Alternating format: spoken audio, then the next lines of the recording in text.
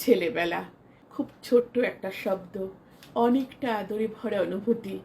দিনগুলো ওই পুরনো ক্যালেন্ডারের সুন্দর ছবির পাতার মতো, যে মাসটা পেরিয়ে গেলেও পাতা উল্টে সামনে ফেরত যাওয়া যায় না, কারণ তারিখ পিছিয়ে গেছে, সময় এগিয়ে গেছে, দিন থেমে নেই।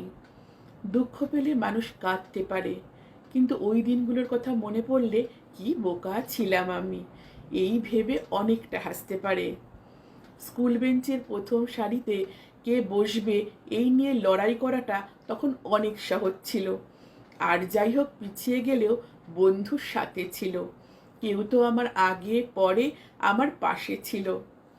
এখন লড়াই অল ইন্ডিয়া র্যাঙ্ক নিয়ে, নিজেরটুকু নিজের মতো করে বুঝে নেওয়া নিয়ে।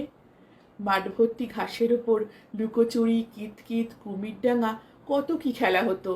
বিকেল হলেই বারান্দার বাইরে বন্ধুদের ডাকাডাকি। খেলা তখনও করতাম, আজও করি। তখন জীবনের সাথে, আর এখন জীবন নিয়ে। খেলার মাঝে নর্দমায় বল পড়ে গেলে ইস না বলে বলটা তুলে 3বার ড্রপ খাওয়াতাম। একটা চকলেট 5জন বন্ধু মিলে ভাগাভাগি করে খেতাম। এখন তো খুব দয়া হলে তবে ভিখারিকে একটা পয়সা দিই। ব্যাগ ভর্তি চকলেট থাকলেও নিজেকে সংযত করে রাখি।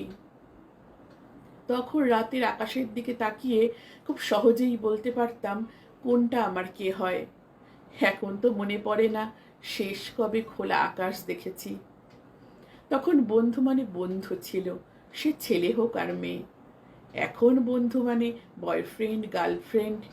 সত্যি সময়ের সাথে অনেকটা বদলে গেছি। সোশ্যাল মিডিয়াতে অসংখ্য ফলোয়ার্স আছে, কিন্তু যখন ভীষণ একা থাকি তখন কথা বলার একটাও মানুষ থাকে না। এখন ফেসবুক ফ্রেন্ডে থাকি, অথচ সামনাসামনি দেখা হলে কিভাবে পাশ কাটিয়ে চলে যাব সেই ভাবনায় থাকি। কি নিয়ে লড়ছি এত? ইগো নাকি অন্য আরো কিছু? কি ক্ষতি হবে যদি সামনাসামনি দেখা হলে কারোর দিকে একটু হেসে তাকাই? লাইফ ইজ বিউটিফুল, এই সোশ্যাল স্টেটাসটা না দিয়ে নিজের জীবনটা সত্যি সুন্দর করে কাটাই। ছোটবেলার অনেকটা আদরে অনাদরে ভরা বড়বেলা পেয়েছি। একদিন এই বড়বেলাও ফুরিয়ে যাবে।